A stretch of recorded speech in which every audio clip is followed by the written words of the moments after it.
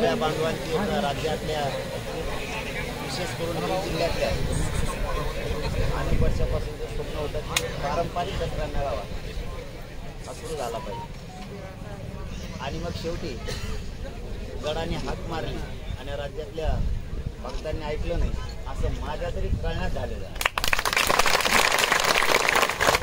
एक आवाज उठला की नारायणगडावरती पारंपरिक दसरा मेळावा झाला पाहिजे.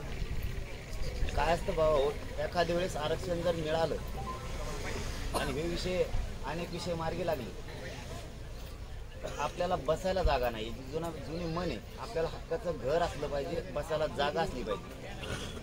ते झाल्याच्या नंतर वर्षानुवर्ष आपल्याला कायम पिढ्यांना पार टिकून राहायचं. एक वाट पाहिजे होती आपल्याला जमायसाठी आणि आपल्या सगळ्या जनतेच्या नशिबानं नारायणगडाने उलट गोरगरिबांचा जो आवाज होता तो ऐकला.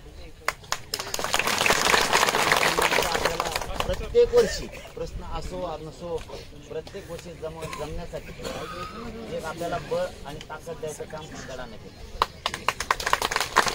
कोणी असो कोणी नसो आपल्यापैकी सुद्धा बोलतो, पण ही परंपरा मात्र आपल्याला टिकवायची. कारण या पवित्र भूमीवर बोललेले शब्द खाली पडू द्यायचे ते कायम टिकवायचे. ते राजकारण आपल्याला हे टिकवायचे कायम सुरू. आपल्या हिंदू धर्मात आपल्यावरती जे संस्कार हिंदू धर्मात झाले ती परंपरा आपल्याला कायम ठेवायची. या गडावर तिथं जातीचा राजकारणाचा संबंध आपण लेखाचाच बोलत असतो. राजकारण काही विषय नाही म्हणलं की नाही, आई म्हणलं की मी खोटं बोलत नसतो. गडाचीच नाही मी शक्यतो कोणाची खोटं बोलत नाही.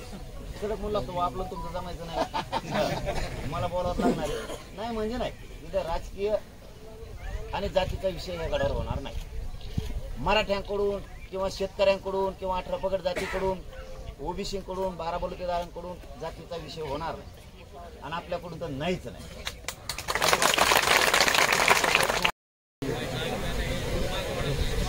सगळ्या बांधवांची राज्यातल्या विशेष करून बीड जिल्ह्यातल्या अनेक वर्षापासून जे स्वप्न होतं की पारंपरिक दसरा मेळावा हा सुरू झाला पाहिजे आणि मग शेवटी गडाने हाक मारली आणि राज्यातल्या भक्तांनी ऐकलं नाही असं माझ्या तरी कळण्यात झालेलं आहे. एक आवाज उठला की नारायणगडावरती पारंपरिक दसरा मेळावा झाला पाहिजे. काय असतं भाऊ, एखाद्या वेळेस आरक्षण जर मिळालं आणि हे विषय अनेक विषय मार्गी लागले तर आपल्याला बसायला जागा नाही. जुनी मन आहे, आपल्याला हक्काचं घर असलं पाहिजे, बसायला जागा असली पाहिजे. ते झाल्याच्या नंतर वर्षानुवर्ष आपल्याला कायम पिढ्यांना पार टिकून राहायचं. एक वाट पाहिजे होती आपल्याला जमायसाठी आणि आपल्या सगळ्या जनतेच्या नशिबानं नारायणगडाने उलट गोरगरिबांचा जो आवाज होता तो ऐकला. आपल्याला प्रत्येक वर्षी प्रश्न असो नसो प्रत्येक वर्षी जमण्यासाठी एक आपल्याला बळ आणि ताकद द्यायचं काम गडाने केलं. कोणी असो कोणी नसो आपल्यापैकी सुद्धा बोलतो, पण ही परंपरा मात्र आपल्याला टिकवायची. कारण या पवित्र भूमीवर बोललेले शब्द खाली पडू द्यायचे ते कायम टिकवायचे. ते राजकारण आपल्याला हे टिकवायचे कायम सुरू. आपल्या हिंदू धर्मात आपल्यावरती जे संस्कार हिंदू धर्मात झाले ती परंपरा आपल्याला कायम ठेवायची. या गडावर तिथं जातीचा राजकारणाचा संबंध आपण लेखाचाच बोलत असतो. राजकारण काही विषय नाही म्हणलं की नाही, आई म्हणलं की मी खोटं बोलत नसतो. गडाचीच नाही मी शक्यतो कोणाची खोटं बोलत नाही. सगळं म्हणलं असतो आपलं तुमचं जमायचं नाही, मला बोलावं लागणार नाही म्हणजे नाही. इथं राजकीय आणि जातीचा विषय या गडावर होणार नाही. मराठ्यांकडून किंवा शेतकऱ्यांकडून किंवा 18 पगड जातीकडून ओबीसीकडून 12 बलुतेदारांकडून जातीचा विषय होणार नाही आणि आपल्याकडून तर नाहीच नाही.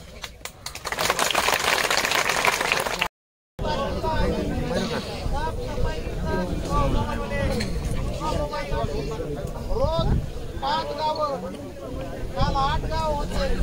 असं साफसफाईसाठी हे प्रत्येक